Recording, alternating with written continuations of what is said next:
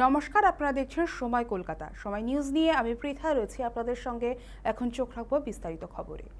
নদিয়ার কালীগঞ্জে বোমাঘাতে মৃত্যু হয়েছিল ছোট্ট মেয়ে তামান্না খাতুনের। বহু চর্চিত তামান্না হত্যাকাণ্ডে জড়িত শেষ দুই অভিযুক্তকে গ্রেফতার করেছে পুলিশ।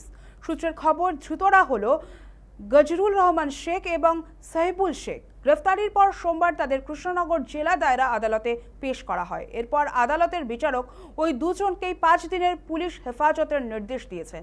জানা গিয়েছে, এই ঘটনায় 24 জনের নামেই এফআইআর দায়ের করা ছিল। অবশেষে মোট 24 জনই গ্রেফতার হয়েছে। মুখ্যমন্ত্রী শুভেন্দু অধিকারীর কড়া নির্দেশের পরই এই মামলার তদন্তে অগ্রগতি হয়েছে।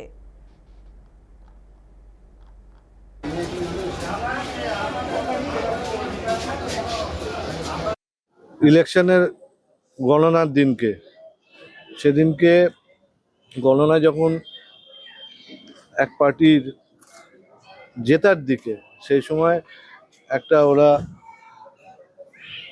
মুভ করে আসছিল মিছিল করে, এবং এসে তামান্না বলে 9 বছরের একটা বাচ্চা মেয়ে, তাকে লক্ষ্য করে বোম মারে এবং সেই বোমে আহত হয়ে সে মারা যায়। এই হচ্ছে ঘটনা। 24 জন আসামি এফআইআর নেন। 24 জনের মধ্যে 10 জনকে ট্রায়ালের জন্য পাঠিয়ে দিয়েছিল, বাকিদের অ্যারেস্ট করা হয়নি।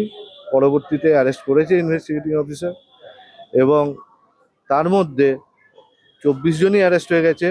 আজকে 2 জনকে আবার অ্যারেস্ট করে পাঠিয়েছে, সাহাবুল শেখ আর হচ্ছে গজলুর রহমান। এদের 10 ডেজ পিসি চেয়েছে অ্যান্ড 5 ডেজ অ্যালাউড। মোট কতজন হলো? 24 জন কমপ্লিট হয়ে গেল। এফআইআর নেমড অ্যাকিউজ 24 জন, 24 জনই কমপ্লিট হলো। এবার ইনভেস্টিগেশন পার্টে যদি কারোর কনস্পিরেসি থাকে, কারোর কিছু থাকে, পরবর্তীতে আসতেই পারে।